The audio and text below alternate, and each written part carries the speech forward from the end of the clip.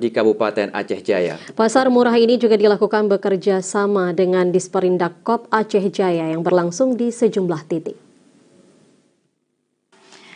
Pasar murah yang dilaksanakan kali ini di Kabupaten Aceh Jaya bertujuan untuk membantu warga setempat dalam rangka menghadapi bulan suci Ramadan. Kebutuhan pokok rumah tangga yang diperjualkan yaitu seperti beras, minyak goreng, telur, gula, dan tepung. Di Kecamatan Tenom, para warga di hari pertama yang menghadiri pasar murah sangat antusias, baik dari warga biasa bahkan dari kalangan pegawai pemerintah.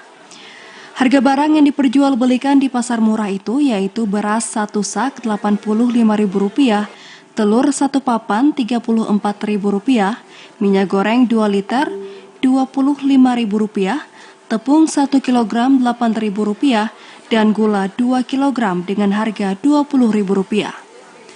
Pelaksana tugas Disperindak Kop Aceh Jaya Abu Bakar menjelaskan, pasar murah yang dilaksanakan di Aceh Jaya tersebar di 4 titik, yaitu di Kecamatan Tenom, Kecamatan Krung Sabe, Kecamatan Darul Hikmah, dan Kecamatan Jaya, yang akan berlangsung selama 4 hari dari tanggal 5 sampai 8 April. Ia menyebutkan di pasar murah yang akan dilaksanakan di Aceh Jaya ini, 5 jenis barang pokok yang diperjualbelikan merupakan subsidi pemerintah Aceh.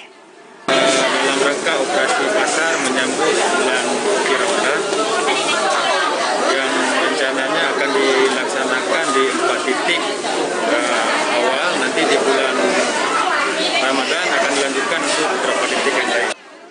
Sementara itu, jenis barang yang diterima Aceh Jaya dalam kegiatan pasar murah ini yaitu 10.000 kg beras, 8.000 kg gula, 5.000 liter minyak goreng, 2.000 kg tepung terigu, dan 40.000 butir telur.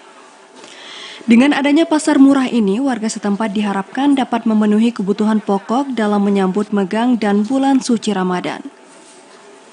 Dari Aceh Jaya, Tim Liputan TVRI Aceh melaporkan.